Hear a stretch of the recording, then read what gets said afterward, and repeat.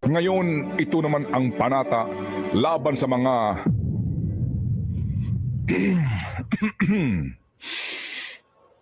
nambubudol sa Pilipino. Bilang Pilipino, magiging mapagbantay ako sa ginagawang pagnanakaw ng mga taong gobyerno sa bagong Pilipinas.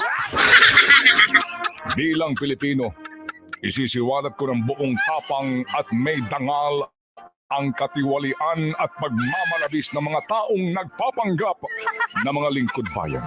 Yeah. Bilang Pilipino, iaalay ko ang aking lakas, talino at kakayahan sa pagmumulat sa kaisipan ng mga dukhang pinagmamalabisan. Kapag nawala yung baha, bibigyan nyo na naman ng pera. Sino ba nagbibigay ng pera dito? Eh di Kongreso. Kayo hinahanap mo saan napunta yung pera. Okay. Sige, so may hearing sila. Sasabunin nila itong mga ito, mumurahin itong lahat ng mga taong ito, mga incompetent kayo, mga inutil kayo, bla bla bla bla bla bla. Sa next budget season, bibigyan nyo ng pera. I mean, hello? Tama. Okay lang, at least nag-trending sila pagka may mga, di ba? May mga inaway-away sila sa hearing, may mga pinagalitan. Pero ang tanong din, meron ba napaparusahan? Magpakatotoo po tayo dito, di ba? Sigurado yan, may congressman nag-iimbestiga. Senador, mag-iimbestiga. Lalo na po itong mga re-electionista ngayon. Mag-iingay. Alright. At yung mga gusto pong maging mas pogi pa. So definitely po, makakapanood na naman tayo ng malaking sarswela.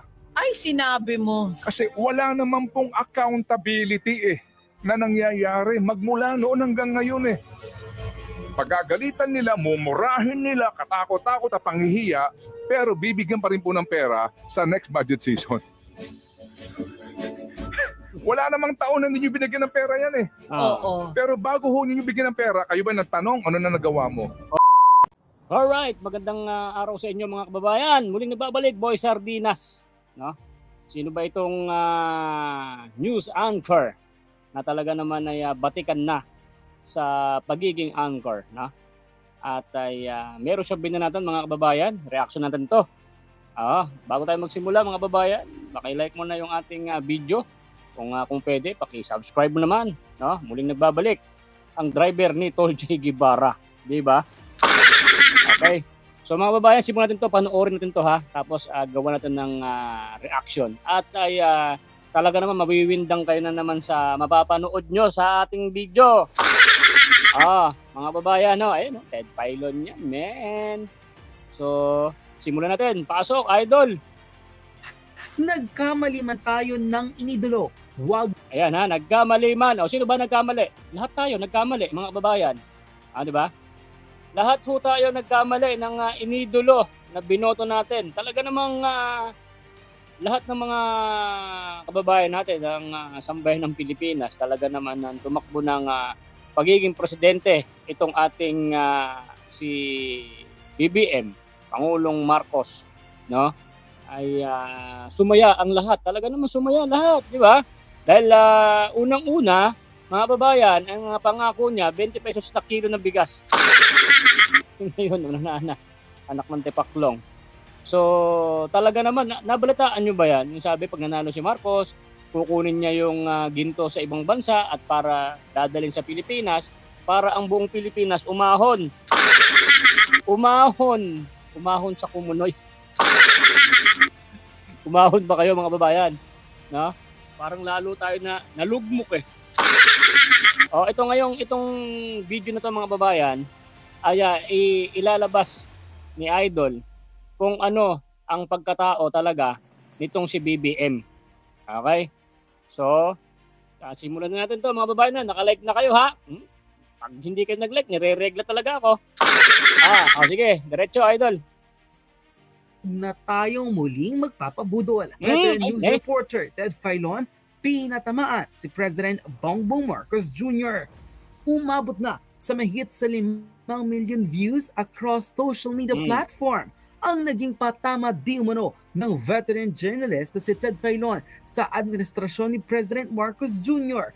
Sa kanyang programa, tila idinaan ni Ted Filon ang kanyang mensahe sa administrasyon na pakiwari hindi na raw natuto sa pagkakamali ng kanyang ama at tila balak pang ulitin kahit na maraming Pilipino ang magiging kawawa. Tunay nga raw na noon pa man ay dapat nakinig na sa dating Pangulo dahil kung nagkataon, hindi raw sana nabudol ang mga Pilipino. Gayunpaman, ang mensahe ni Ted Filon ay nag-iwan sa kanyang mga tagapakinig ng aral na ipaglaban ang karapatan bilang tao dahil ang boses mo bilang Pilipino ang magpapalaya sa mapangsupil ng gobyerno. Panoorin ang full video. Ngayon, ito naman ang panata laban sa mga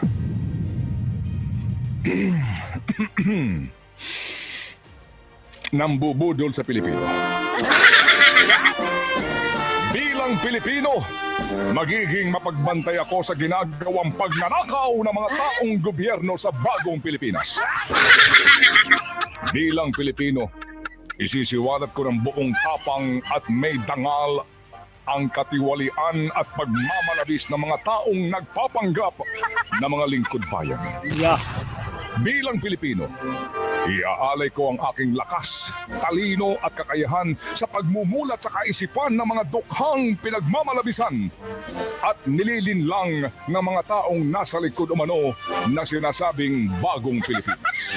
Bilang mga Pilipino, magkaisa tayo sa paggising sa lahat ng mga nabudol at bilang mga Pilipino, na nagmamalasakit sa kalagayan ng mga nagdarahop na mga maralita nating kababayan, sabay-sabay tayong sisigaw na may buong tapang sa mga kabulastugan ng mga opisyal ng bayan. Sabay-sabay tayong sisigaw ng sambayanan. Ako ho'y nagpapasintabi lang sa mga kagalang-galang natin na mga mambabatas. Kasi for example, si Mig Subiri, no? O sino pa? Si Joel Villanueva. Sasabi, reclamation pa more. Diba? Sabi nila, ay nako, matagal na pong debate yan. Papayagan ba yan o hindi? Pinayagan na po. Ang pamilya po ng isang senador, may reclamation project dyan. So siguro maganda, tanongin niyo mismo yung kapwa niyo senador. Boy, senator, reclamation ka pa more? Bakit lumalayo pa sila? May ganon? Yes, ma'am. Di po ba? Magpakatotoo po tayo sa isyong ito. Ano ba problema dito? Di ba? Sa isyong ito. Ano ba? Ano ba ang problema? Kawalan ng plano? Mukhang hindi kasi may master plan na po. Mga kapatid, pag pinag-usapan po natin dito ang master plan, ang master plan na po ito, pinondohan pa po ito kasama mga kaibigan. Okay, dahil po sa pinsalang iniwan ni Ondoy at ni Pepeng noon, ang ating pong pambansang pamahalaan sa tulong po ng World Bank gumawa ng Metro Manila Flood Management Master Plan. Itong master plan na ito ay patutupad sa loob ng 25 taon. Ito yung blueprint o detalyadong gabay para tugunan ang problema ng baha sa Metro Manila at karatig lugar. As a matter of fact, nagkaroon pa po ng National Economic and Development Authority Master Plan approval mismo dito po sa sinasabi po na ginastusan na study. Nagkaroon din po ng Flood Summit mismo sa Kamara de Representante. Kapag pinag-usapan natin ang plano, may master plan na. Pera, pondo, yun ba ang kulang? Hindi. Dahil, mga kapatid, sa record mismo. At sino ba nag-a-aproba nito? Hahanapin nyo yung pera, pero kayo nag-a-aproba, di ba? Sa pagbibigay ng pera. Ang sisting nga kasi, wala pong accountability na nangyayari. Yan. Hindi po ba? Ngayon po, focus na naman po. Wala muna ngayon pogo. Wala munang alis go ngayon. Dito tayo nakafocus sa baha. Ngayon, araw, isang buwan, malilimutan po na naman ito. Hahanapin mo na naman si Alice Goo. Hindi ba? Ganto po at ganto tayo lagi sa bayan na ito eh. Nakakainis na, di ba? Nakakapagod na. Pero anong gagawin natin? Pwede bang mag-live muna bilang Pilipino? Ay, huwag masyado matagal. Nakakainis nga, di ba? Ay, sinabi mo Sabi ba? ko nga sa iyo, mga kapatid, nung pong unang panahon ang aming segment sa Hoy Gising kasama si Corina at maging si Chris Aquino. Kasama namin si Chris Jan. Tapos naging si Ruth Abaw. And then si Jiel Relos. Ayan, hoy gising. Oo. BLT. BLT. Basura, lubak. Oo. Okay. Basura, lubak, tubig. Ayun, yun eh. Kasama ho. BLT. Noon pa po pinag-uusapan yan eh. Oo. Yung issue yan eh. Oo. Itong baha din po, mga kapatid. Sino pa presidente noon? Si Cory Aquino. Oh. Mga kapatid, ito po pag-usapan natin ng pera. So meron ka ng master plan. Oh. Wala ka ng problema doon. Ang bayan gumasta na po ng master plan. May gastos yan eh. May pag-aaral yan eh. Pera. Okay. Magkano ho ba ang pera na nailaan na so far dito nga po sa mga flood control projects na ito? For last year, mga kapatid, ang binabanggit nila dyan, 2024 budget, magkano? 2024 budget, 450 billion pesos. Wow! That's for nationwide. Oo. Walang detalye dyan kung magkano po ang for NCR. Mm-mm. Ang sabi po ni Ginoong Bunuan, ang flood control projects ay sa Metro Manila. Mm-mm. Pero, wag na ho tayo mag-ambisyon na mawawala ang baha. Hindi Oo. po. It's a given. Okay?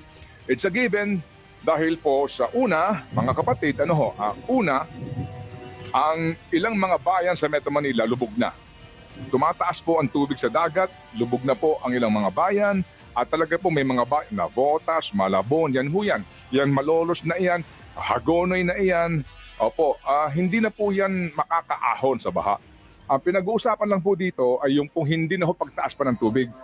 O kaya po naman mabawas-bawasan lang po. At hindi na rin po maiaalis na dahil po sa kawalan ng National Land Use Act, ang mga kabayanan po dito ho sa Rizal, yun na po yan. So hindi na po mawawala itong baha na ito. Wala pong flood eradication project. Ano ito? Flood control na lang ho, di ho ba? So pera pinag-uusapan natin. Dito pong nagdaang taon, mga kapatid, Opo. Ang pera pong inilaan para po naman sa flood control project for Metro Manila alone ay 147.5 billion. Wow! Biruin nyo, ganun pala ka mga kababayan, ganun kalaki ha. Ganun kalaki ang budget, my goodness. Last year yon. Kaya nga ang tanong din natin, yung nga, saan napunta yung pera? Okay. Isa-isahin ko lang po ito, mabilis lang. Okay. Babalikan ko lang po yung 2016 at 2017 hanggang sa last year na budget for flood control management program ng DPWH, particularly po dito nga sa area po ng NCR. Okay. For 2016 and 2017, 131.9 billion. Boom! 2019, 90.7 billion. 2020, 90.1 billion. 2021, Yan mga kababayan ha. Inano ni Idol Ted. Taon-taon ha. Tingnan nyo ha, bilyon-bilyon ho na pondo mga kababayan. Saan ho napunta yan? 1.8 billion. Shit! 2022, 129 billion. Shit! Last year, 183 billion. Shit! Eh. Hindi pa kasama dyan, mga kapatid, yung pong mga proyekto na nakalaan po for Metro Manila Development Authority alone. Kagaya po ng 541 million na ibinigay po ng World Bank at Asian Development Infrastructure Investment Bank para po sa MMDA. Pag pinagsama-sama po natin ang lahat ng ito, trilyon na po ito eh. Di ba? So tama naman, di ba, baby girl? Hanapin po natin saan napunta yung pera. Oo. Pero ngayon nagtatanong kayo, kapag nawala yung baha, bibigyan nyo na naman ng pera. Sino ba nagbibigay ng pera dito? Eh di Kongreso. Ngayon hinahanap mo saan napunta yung pera. Okay. Sige. So may hearing sila. Sasabunin nila itong mga ito, mumurahin itong lahat ng mga taong ito, mga incompetent kayo, mga inutil kayo, blah, blah, blah, blah, blah, blah. Sa next budget season, bibigyan nyo ng pera. I mean, hello? Tama. Okay lang, at least nag-trending sila pagka may mga, di ba? May mga inaway-away sila sa hearing, may mga pinagalitan. Pero ang tanong din, meron ba napaparusahan? Magpakatotoo po tayo dito, di ba? Ay, may sigurado yung congressman mag-iimbestiga. Senador, mag-iimbestiga. Lalo na po itong mga re-electionista ngayon. Mag-iingay. Alright. At yung mga gusto pong maging mas pogi pa. So definitely po, makakapanood ho na naman tayo ng malaking sarswela. Ay, sinabi mo. Kasi wala naman pong accountability na nangyayari magmula noon hanggang ngayon Pagagalitan nila, mumurahin nila, katakot-takot at panghihiya, pero bibigyan pa rin po ng pera sa next budget season. Wala namang taon na ninyo binigyan ng pera yan Oo. Pero bago ho ninyo bigyan ng pera, kayo ba nagtanong ano na nagawa mo? Ted Filon at Oh! DJ Chacha. Ngayon, nasa Radyo 5, 92.3 News FM. Monday to Friday, 6 to 10 a.m. Hello, I'm back. Actually, almost a year ata na hindi talaga ako nag-upload na dito kasi hiyang-hiya ako sa mga upload ko before. Ang dami ko pa namang ginagawa para lang talaga manalo siya. Tapos biglang ganyan na nga. Actually, sinuportahan ko lang naman siya dahil nandyan nga si Inday Sara. Hindi talaga sa kanya ako nagsusupport. So sa mga inaaway ko before, sorry na talaga. So, nabudol po ako, na-scam. Sising-sisi ako kung sino yung sinuportahan ko before. Pero inisip ko naman, mas okay na din yun kasi yung babae yung sinuportahan ko. Wag na, okay lang din yun. Bumalik ako guys, dahil nakita ko si Tatay Digong sa TikTok. Dahil na naman talaga kay Tatay Digong, kaya ako nag-open ng TikTok na to. Ngayon bumalik siya. So ngayon guys, maghihintay lang ako kung anong sasabihin niya at susuportahan ko siya. Susuportahan ko talaga ulit siya kung ano man ang sasabihin niya. So ready ba kayo? Kung ano sasabihin ni Tatay Digong? Go tayo. As in 100% support talaga kay Tatay Digong. As in, hintayin ko talaga, nakafollow ako sa kanya dito. Kasi hintayin ko lahat ng sasabihin niya. Kayo nakafollow na ba kayo sa account niya? Follow kayo guys ha. Kasi baka may gagawin tayo. Site.